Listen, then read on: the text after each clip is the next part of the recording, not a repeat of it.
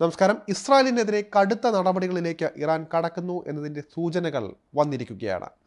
ഇതിൻ്റെ ആദ്യ പടിയെന്നോണം ഇറാൻ പരമോന്നത നേതാവ് ഒരാഹ്വാനം നടത്തിയിരിക്കുകയാണ്.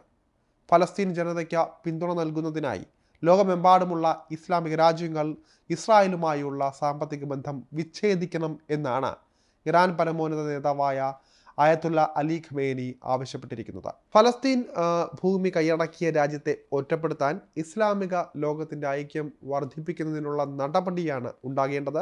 അതിൻ്റെ ആദ്യപടിയായി ഇസ്ലാമിക രാജ്യങ്ങൾ അവരുമായുള്ള സാമ്പത്തിക ബന്ധം പൂർണ്ണമായും വിച്ഛേദിക്കണമെന്നാണ് ഇറാൻ പരമോന്നത നേതാവ് ആവശ്യപ്പെട്ടിരിക്കുന്നത്. ഖമേനിയുടെ ഈ ഒരു പ്രസ്താവന ഇസ്ലാം രാജ്യങ്ങളിൽ പ്രത്യേകിച്ച് അവിടുത്തെ ജനങ്ങൾക്കിടയിൽ വലിയ സ്വാധീനം തന്നെയായിരിക്കും ഉണ്ടാക്കുക എന്ന് നിസ്സംശയം പറയാം. ഇതാണ് രാഷ്ട്രീയ നിരീക്ഷകരും ചൂണ്ടിക്കാട്ടുന്നത്. ഇസ്രായേലിനെതിരെ കടുത്ത നിലപാടിലേക്ക് പോകാനും അമേരിക്കയ്ക്ക് മേൽ സമ്മർദ്ദം ശക്തമാക്കാനും ഈ നിലപാട് കാരണമാകുമെന്നാണ് വിലയിരുത്തപ്പെടുന്നത്.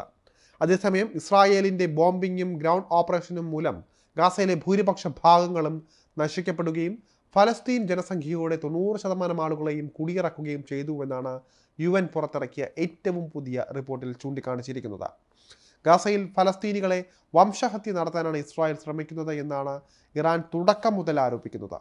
അവരുടെ ഈ നിലപാടിനെ സാധൂകരിക്കുന്ന റിപ്പോർട്ട് കൂടിയാണ് വരുന്നത്. ഇന്നിപ്പോൾ ഇസ്രായേലിനെതിരെ ലോകത്തെ ഏറ്റവും ശക്തമായ ശബ്ദം ഉയർത്തുകയും ആക്രമിക്കുമെന്ന് പ്രഖ്യാപിക്കുകയും ചെയ്ത ഏക രാജ്യവും ഇറാൻ തന്നെയാണ്. അതുകൊണ്ട് തന്നെ ഇറാൻ്റെ ഭീഷണികളും ഇറാൻ നടത്തുന്ന ഓരോ ആഹ്വാനങ്ങളും എല്ലാം തന്നെ സസൂക്ഷ്മം ശ്രദ്ധയോടെയാണ് ഇസ്രായേലും കേട്ടിരിക്കുന്നത്. ലോകരാജ്യങ്ങൾക്കിടയിൽ പോലും വലിയ ചർച്ചയാണ്. ഇറാൻ അനുകൂലികളായ ലെബനനിലെ ഹിസ്ബുള്ളയും ഇസ്രായേലുമായി തുറന്ന പോരിലാണ് ഇപ്പോൾ ഉള്ളത്. ഇലക്ട്രോണിക് ഉപകരണങ്ങൾ ഉപയോഗിച്ച ഇസ്രായേൽ ചാര സംഘടന ലെബനനിൽ നടത്തിയ ആക്രമണത്തിന് ഇറാനൊപ്പം ചേർന്ന് വലിയ തിരിച്ചടി നൽകാനാണ് ഹിസ്ബുള്ളയും അണിയറയിൽ പദ്ധതികൾ തയ്യാറാക്കുന്നത്. ഇറാനൊപ്പം ചേർന്ന് ഹിസ്ബുള്ള വലിയ നടപടികളിലേക്ക് കടക്കുകയാണെങ്കിൽ അത് ലോകം കണ്ട ഏറ്റവും വലിയ യുദ്ധത്തിലേക്ക് നീങ്ങുമെന്ന കാര്യത്തിൽ തർക്കമില്ല. ഏപ്രിലിൽ സിറിയയിലെ ഇറാൻ എംബസി കോമ്പൗണ്ടിന് നേരെയുണ്ടായ ഇസ്രായേൽ ബോംബാക്രമണത്തെ തുടർന്ന് ഇരു രാജ്യങ്ങളും തമ്മിൽ നിലനിന്നിരുന്ന സംഘർഷത്തിനൊടുവിൽ നൂറുകണക്കിന് മിസൈലുകളും ഡ്രോണുകളും ഇസ്രായേലിനെതിരെ ഇറാൻ പ്രയോഗിച്ചിരുന്നു.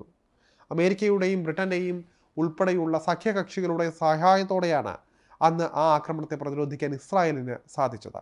എന്നാൽ ഏത് മിസൈൽ പ്രതിരോധ സംവിധാനങ്ങളെയും തകർക്കാൻ ശേഷിയുള്ള റഷ്യയുടെ ആധുനിക ആയുധങ്ങൾ ഇറാന് ലഭിച്ചു കഴിഞ്ഞുവെന്ന റിപ്പോർട്ടുകൾ പുറത്തു വന്നിരുന്ന സ്ഥിതിക്ക് ഈ ഒരു ആക്രമണം ഇറാൻ നടത്തിയാൽ അത് ഫലപ്രദമായി പ്രതിരോധിക്കാൻ അമേരിക്കയ്ക്കോ ഇസ്രായേലിനോ കഴിയണമെന്നില്ല.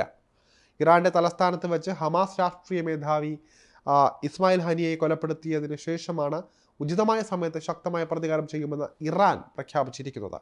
ഈ സമയം എപ്പോഴാണ് എന്നതാണ് ലോകരാജ്യങ്ങളും ആശങ്കയോടെ ഉറ്റുനോക്കുന്നത്.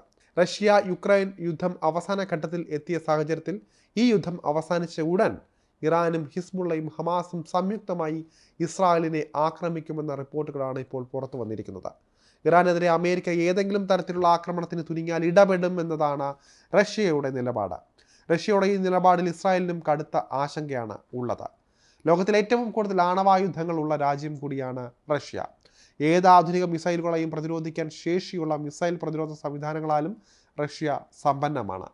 ലോകത്തെ നിമിഷ നേരം കൊണ്ട് നശിപ്പിക്കാൻ കഴിയുന്ന സാത്താൻ എന്ന വലിയ ആണവ മിസൈലും റഷ്യയ്ക്ക് മാത്രമാണ് സ്വന്തമായി ഉള്ളത്.